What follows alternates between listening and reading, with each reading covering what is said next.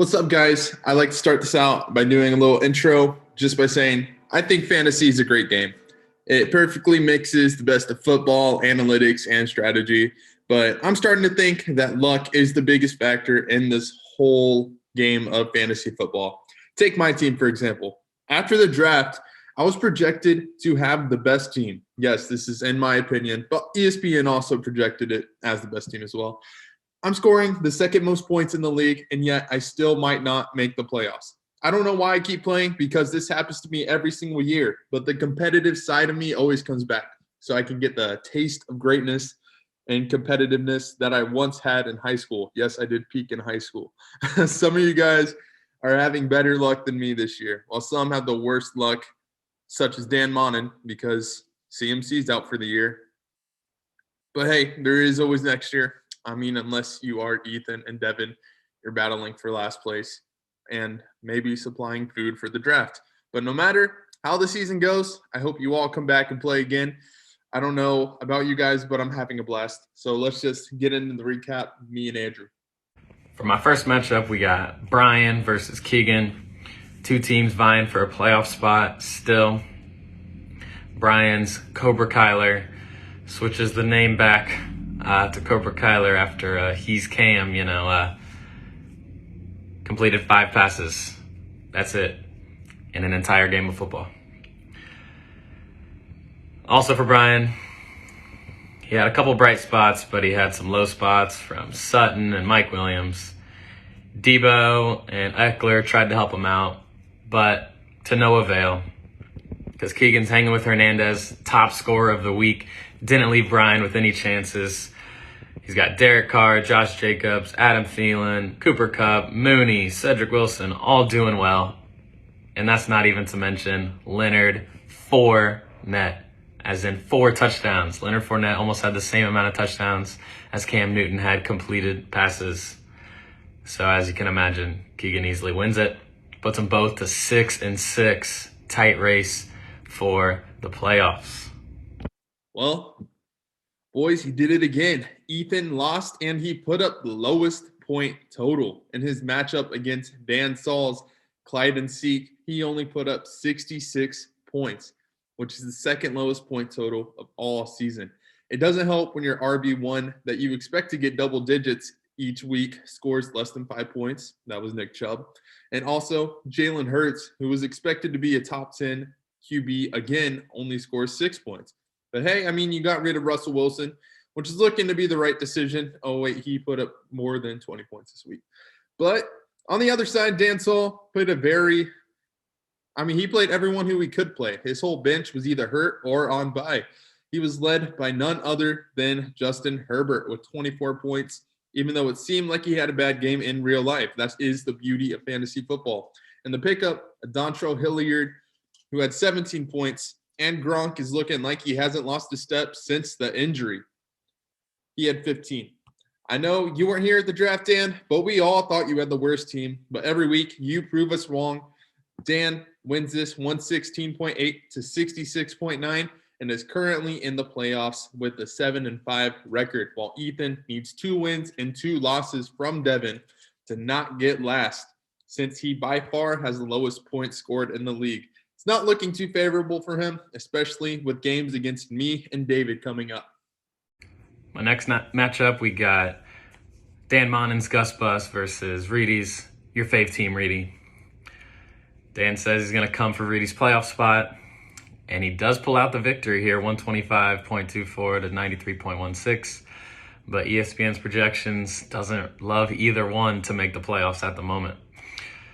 Reedy can't buy or win. Even with Dak going for almost 30, Cordero going for 26.5, because mainly Saquon being a huge letdown this year, Chris Godwin doing nothing for him this week either. For Dan, just solid matchups, even with Christian McCaffrey going down, out for the year. He's still got good production from Carson Wentz, A.J. Dillon, Javonte Williams. But the big difference here, Dan's defense scored 25 points, Miami defense, whereas Reedy's defense, the Titans, scored -2. That was a big difference. Defense wins games. Defense wins championships. Wow, what a performance from Dave. Everyone on his team did amazing, besides a couple of three-point games from both Mikes on his team, both Gesicki and Evans. But Aaron Rodgers is very good, and he may never stop being good. 30 points along with a rushing touchdown. Deebo Samuel's backup, Elijah Mitchell. We also spent 79 fab on, also capitalized and had 25 points on his own. The only way he could improve would be to play T. Higgins, who was sitting on his bench. He had 20 points against the Steelers with a sweet Moss over James Pierre. After a disappointing season, that is great to see. Now on to Devin, who did not have a bad game. He actually finished in the top half of the league. Joe Mixon ran all over Pittsburgh. Got 30 points, finished as the RB2. And new additions to his squad, DJ Moore and Dawson Knox both had good totals as well. DJ Moore with 12 and 16 for Dawson Knox. But Knox was on the bench. Would have been way better than Kyle Pitts' 3 points. But at the end of the day, Dave is 8-4 and is in the playoffs. As of now, 2 losses could take him out. Possibly, probably not though. And Devin is 3-9. He needs to lose while Ethan wins 2 to become last while being – he's one of the 3 teams who is currently out of the playoffs right now. My next matchup is Ryan's anti-vax all-pro team versus Chad's Big Truz. Tough matchup here. Pretty close game. Big Truz pulls it out. Much needed victory for the playoff race. Goes to 7-5. Pulls out the victory 120.2 to 109.2. Ryan drops to 8-4. Don't matter. He's in the playoffs. Okay. He's fighting for a bye, but he's in the playoffs. Getting down into the matchup. Ryan relied on Josh Allen's 34.7 points. Big outing there. But his dynamic duo of Jonathan Taylor and Najee combined for just over 23 points, which they haven't done anything that low since the first couple weeks of the season. So a rough showing there. On the other side here, Chad had Lamar, overcomes Lamar Jackson's 4 interceptions, still pull it out. Stephon Diggs helps him do that. Dalton Schultz, Tony Pollard, Bills defense, all had solid games. But his best player of the week, New England kicker Nick Folk, of course. Much needed win there.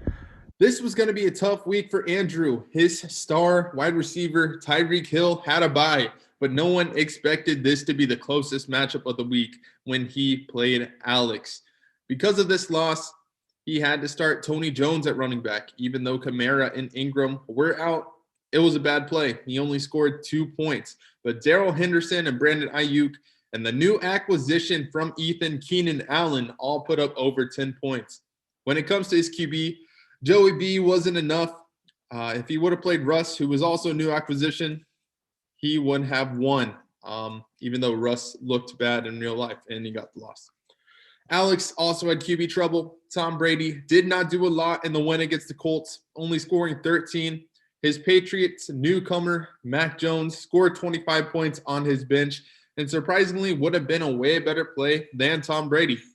There was also a big loss with DeAndre Swift. He went down very early. Hopefully he comes back quick with the playoffs coming. But the story of the day comes with Jalen Waddle. Jamar Chase has not been too hot lately, but Waddle has been consistent. Is he the better rookie? I'm starting to think so. He gave Alex the win with 24 points. Also, DK Metcalf, had to mention it, 1 point, only like 2 targets. It's really weird. Alex is 8-4. He wins 93.6 to 91.4, and Andrew is 75. And both of these teams are currently in the playoffs. All right, guys. Thanks for watching the recap. I hope you guys are still watching the recaps. If not, let me know. See what I can do better. Hopefully you guys keep it going during these last 2 weeks until playoffs. Still very tight playoff race. So let's keep it going, and let's see who gets last between Devin and Ethan. All right, guys. See you next week.